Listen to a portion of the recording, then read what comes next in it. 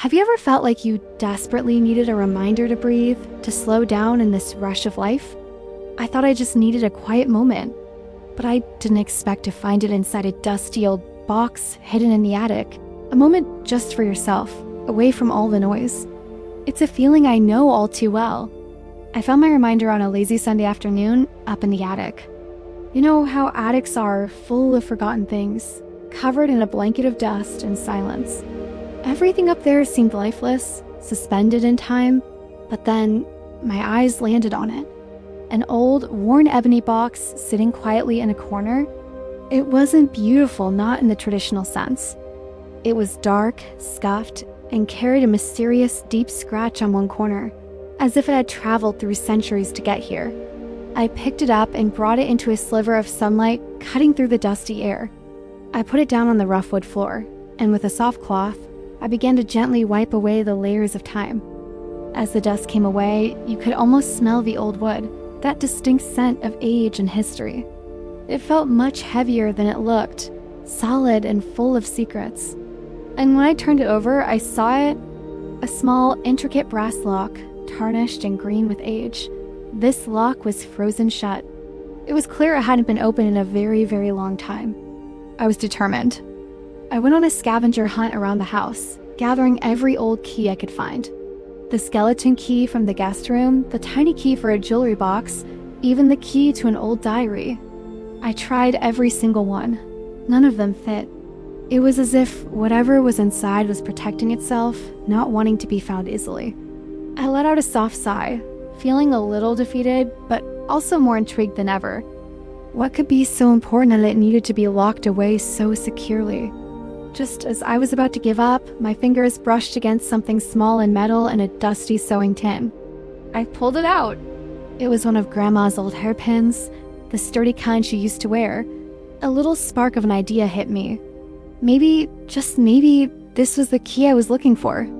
I carefully, very carefully, placed the tip of the hairpin into the tiny keyhole. I wiggled it gently, listening for any sign of movement. Then I applied a little pressure, slowly, and then click. That single, sharp sound echoed in the quiet attic.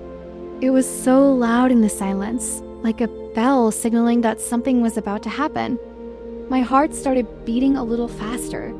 This was it, the moment of truth. I took a deep breath, my hands slightly trembling as I lifted the lid. The old wood creaked open, revealing the inside, and it was completely empty. Just a lining of faded red velvet at the bottom, worn thin over the years. That was it, nothing. All that effort, all that anticipation. Just for an empty box? I felt a wave of disappointment wash over me. Was this some kind of a joke? I was about to close the lid for good, feeling a bit foolish. But as I moved the box, the beam from my flashlight accidentally caught the very bottom, on the outside. Wait a second. There was something there. A thin, fragile piece of DO paper, the color of old ivory, was carefully taped to the wood.